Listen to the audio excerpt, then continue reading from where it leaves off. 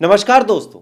आपको याद होगा कि हमारे देश के बीएसएफ का एक जवान पाकिस्तान के चंगुल में था। दरअसल इस जवान को पाकिस्तान धोखे से पकड़ के ले जाता है जब पहलगाम में हमला हो रहा था। यानी ठीक उसी दिन 22 तारीख को वो जवान बॉर्डर पे अपने किसान की मदद करने के लिए, वहां पे सुरक्षा देने के लिए तैनात था और गलती से वो एक पेड़ की छांव में जाके बैठ जाता है। जवान वहां पहली बार पोस्टेड था, उसको पता ही नहीं था कि यह सीमा पाकिस्तान के अंदर लगती है। फिर क्या था, धोखे से पाकिस्तान के रेंजर आते हैं। आने के बाद उस जवान को अपने साथ पकड़ लेते हैं। पकड़ने के बाद उसकी तस्वीरें शेयर करते हैं। साथ ही जब उसकी तलाशी लेते हैं तो तलाशी के दौरान ना ही कुछ संदिग्ध चीज मिली, ना ही कोई हथियार मिला, ना ही कोई खुफिया पत्र मिला। सीधा सीधा उस जवान ने कहा कि दरअसल ये जीरो लाइन थी, यहाँ पे कुछ किसान थे, किसान यहाँ पे फसल काटने के लिए आए थे, मुझे सुरक्षा में लगाया गया था, धूप लग रही थी, इस वजह से छांव लेने के लिए मैं गलती से पेड़ की छांव में चला गया और वो सीमा गलती से पाकिस्तान के अंदर क्रॉस हो गई। फिर क्या था, अब कायदे से यहाँ पे नियम ये था कि उस जवान को 2-4-6 घंटे या फिर 1-2 दिन पूछताछ करने के बाद पाकिस्तान वापस कर सकता था। खासकर ऐसे माहौल में जब मामला इतना तंज है, जब मामला इतना गंभीर है, दोनों देश एक दूसरे पे हमले की तैयारी में जुटे हुए हैं। लेकिन पाकिस्तान ने अपनी वही घटिया चाल अपनाई और उस जवान को अभी तक रोक के रखा है। लेकिन कहते हैं ना कि किस्मत पलटते वक्त नहीं लगती, और ऐसा ही कुछ हुआ अब पाकिस्तान के साथ। दरअसल पाकिस्तान की सेना का एक रेंजर भारत के जवानों के कब्जे में आ गया।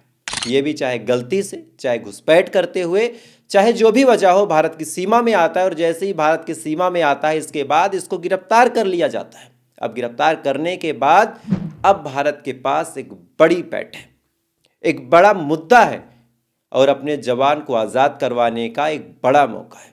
दरअसल अगर सेम गलतियां दोनों तरफ से हो, भारत का एक जवान पाकिस्तान में गलती से दाखिल हुआ, पाकिस्तान का एक जवान भारत में चाहे गलती से चाहे इरादतन लेकिन दाखिल हो गया, दोनों के जवान एक दूसरे के कब्जे में हैं। अब ऐसे हाल में मीटिंग होगी। पहले भी मीटिंग हुई, पिछले 11 दिनों में कई मीटिंग हुई, लेकिन यह मीटिंग विफल रही। पाकिस्तान ने छोड़ने से साफ इनकार कर दिया। भारत के बीएसएफ के जवान समझाते रह गए कि वो गलती से गया, आप उससे पूछताछ कर लीजिए, आप उससे टेस्ट करवा लीजिए, अगर वो गलत ना प्रूफ हो तो उसको छोड़ दीजिए। पाकिस्तान नहीं मानता। लेकिन अब पाकिस्तान का जवान जब भारत के कब्जे में है, तब मामला बड़ा बराबरी का है। मामला इतना गंभीर हो चुका है कि पाकिस्तान के जो राजदूत हैं, इनका नाम मोहम्मद खालिद जमाली, ये रशिया में है और रशिया के एक मीडिया हाउस आरटी को इंटरव्यू देते हुए ये पागलों जैसी बात करता है, पागलों जैसी हरकतें करते हुए कहता है कि जिस हिसाब से भारत हमारे ऊपर हमले की तैयारी कर रहा, जिस हिसाब से भारत हमारे सैनिकों को नुकसान पहुंचा रहा, जिस हिसाब से भारत हमारे खिलाफ साजिश रच रहा, उस हिसाब से अब वक्त दूर नहीं है जब हमें कोई सैन्य कार्रवाई करनी होगी। हम भारत के साथ हर तरह का युद्ध लड़ने में सक्षम हैं। पाकिस्तान बोल रहा है ये बात, पाकिस्तान कह रहा है कि हम भारत के साथ हर तरह का युद्ध लड़ने में सक्षम हैं। अरे कैसे सक्षम हो भाई? फिर वही बात किया इन्होंने कहा कि हम पारंपरिक तरीके से भी लड़ सकते हैं और आधुनिक यानी परमाणु तरीके से भी लड़ सकते हैं। यानी पाकिस्तान ने भारत को एक बार फिर से खोखली परमाणु हथियार की धमकी दी है। अब आपके दिमाग में आ रहा होगा कि बार बार पाकिस्तान परमाणु परमाणु क्यों चिल्लाता है। तो दरअसल इसके पीछे भी एक बड़ी अजीब वजह है। वेल, हम सभी जानते हैं कि जब दो देशों के पास परमाणु हथियार हो और बार बार कोई देश परमाणु हथियार की धमकी देता हो और दूसरे देश के पास भी परमाणु हथियार हो, तो ऐसे हाल में बाकी जो सुपर पावर हैं वे नहीं चाहते कि गलती से भी कोई न्यूक्लियर वार छिड़ जाए। यानी भारत पाकिस्तान पे परमाणु हमला कर दे, पाकिस्तान भारत पे परमाणु हमला कर दे। ऐसे हाल में पूरी दुनिया में सिर्फ तबाही होगी और ऐसे वजहों पे फिर जो पूरी दुनिया है, जो यूएन है, जो सुपर पावर नेशन है, ये तमाम लोग दोनों देशों को रोकते हैं और कहते हैं कि नहीं, लड़ाई नहीं होनी चाहिए।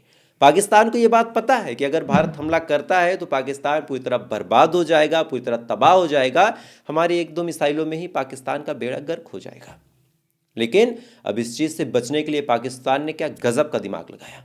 बार बार परमाणु हथियार की धमकी, बार बार ये कहना कि हम न्यूक्लियर का यूज़ करेंगे, ताकि बाकी देशों की जो नज़र है पाकिस्तान और भारत की इस तनावपूर्ण स्थिति पे आए और ऐसे हाल में बाकी देश जो है पाकिस्तान से बात करें, भारत से बात करें और ये रोक टोक लगाई जाए कि अब दोनों देशों में कोई भी कंट्रोवर्सी या फिर कोई भी लड़ाई ना होने पाए। क्या गजब का प्लान है पाकिस्तान का। हालांकि ये मोहम्मद खालिद जमाली जहां पे इंटरव्यू दे रहा था, ये बात चुभने वाली है। दरअसल ये रशिया में बैठ के इंटरव्यू दे रहा।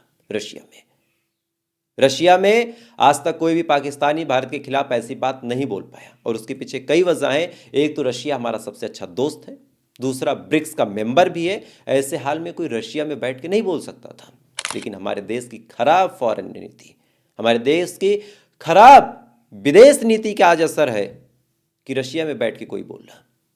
पहले आपकी सुलभ संज्ञान के लिए बता दूं वो खराब नीति क्या है। दरअसल कुछ टाइम पहले ये रशिया ने ऐलान किया था और साथ ही भारत को इनवाइट किया था वहां की विक्ट्री परेड के लिए। अब भारत को जब इन्विटेशन आया तो सबसे पहले ये हुआ कि मोदी साहब जाएंगे। रशिया भी खुश, भारत भी खुश, दोनों की दोस्ती मजबूत हो रही थी। लेकिन फिर क्या, मोदी जी ने अपना जाना कैंसिल कर दिया। फिर खबर निकल के सामने आई कि अब वहां पे राजनाथ सिंह जाएंगे। राजनाथ सिंह हमारे देश के रक्षा मंत्री, डिफेंस मिनिस्टर। अब राजनाथ सिंह के जाने की जब बात हुई तब लोग खुश हुए कि चलो विक्ट्री परेड है और सेना का कोई जाएगा तो एक अच्छा इंप्रेशन जाएगा, एक अच्छा इंपैक्ट पड़ेगा। लेकिन अब खबर निकल के सामने आ रही कि ना ही रशिया में मोदी जी जाएंगे, ना ही राजनाथ सिंह जाएंगे, और ना ही कोई बड़ा पॉलिटिशियन। अब बस सेना के कुछ अधिकारी जाएंगे। अब यहाँ पे सवाल उठता है कि मोदी जी अमेरिका पहुंच जाते हैं, मोदी जी यूएस पहुंच जाते हैं डोनाल्ड ट्रंप को बधाई देने के लिए। हालांकि डोनाल्ड ट्रंप ने भारत और पाकिस्तान को एक ही तराजू में आंक दिया। डोनाल्ड ट्रंप ने बड़े स्पष्ट अंदाज में कहा कि भारत और पाकिस्तान दोनों से ही मेरे करीबी रिश्ते हैं।